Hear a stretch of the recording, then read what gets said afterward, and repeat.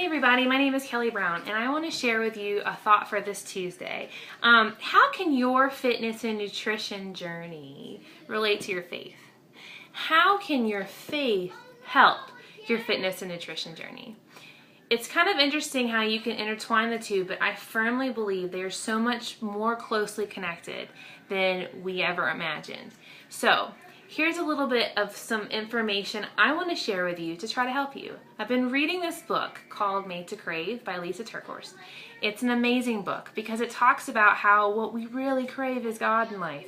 And all these things around us are good things, but a lot of times we spend all of our time focusing on the things, and rather than focusing on God, we become attached to them. We become attached to a way of eating. We become attached to a way of living our life. We use excuses a lot of times that prevent us from actually progressing in our spiritual life. Fitness and nutrition decisions. How is this possible? Well, she talks a little bit in the chapters that I'm reading today about attachment. Are we attached to something so much we can't deny ourselves of it in order to grow closer to God? And something I found that's been really interesting. When I did my first challenge group, it's been over a year now.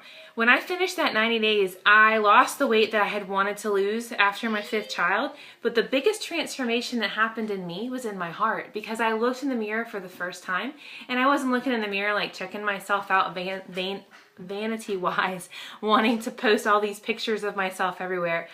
I looked in the mirror and for the first time ever did not have a critical eye. I was comfortable. Like I was comfortable in my skin. Such an amazing experience. And that's not because I was comfortable necessarily with the result because I looked like a person on the cover of the program. It was because I saw my body as a gift and that I was taking care of it, and I found confidence in that. And that's only possible because of grace. So how can this also relate with food? This past week before October, I decided to take a journey and try the Whole30. This is a program where you do not have grains, dairy, sugar, or legumes for 30 days. It's a way to see how these foods affect your body in order to know, what helps and what doesn't help, especially if you have inflammation, which I do. I'm also pregnant, so I have a lot of cravings in pregnancy.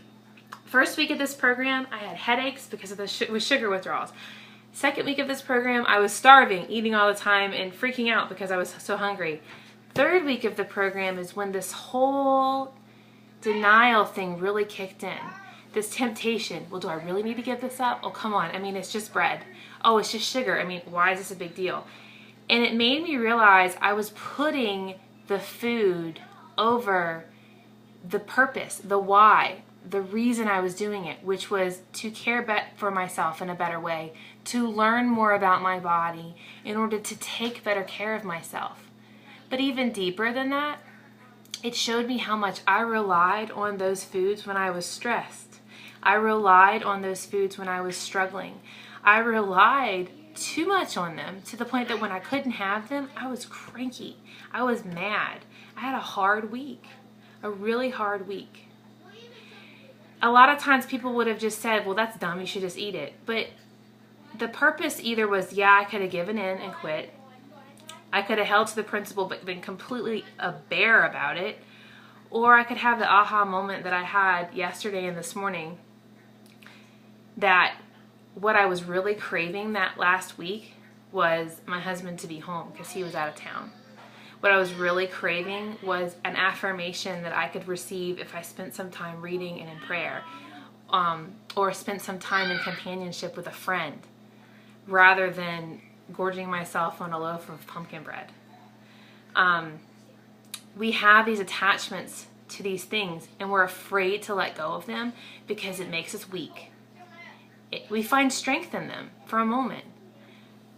But honestly, the true strength lies when we don't let those things have power over us anymore and we turn to the source of all of it.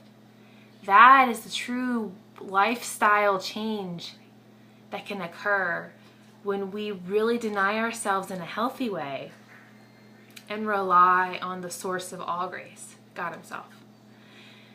So Thanksgiving is coming. Christmas is coming. There's going to be desserts and treats everywhere. Am I telling you, you better not eat them? No, no. But what I'm saying is enjoy moderation, but if you're struggling in the holidays and you find you're starting to overeat all the time because you're stressed about the budget and bills and kids' gifts and this party and traveling here and all of that, I want to highly recommend that rather than overindulge and getting upset about it, you use that opportunity to deny yourself and to dig into the situation and say, Lord, what do I really need right now? I need your peace. I need your grace. I need your blessing. I need your help. And take that time and ask for it. He is the ultimate accountability partner and support person in our life.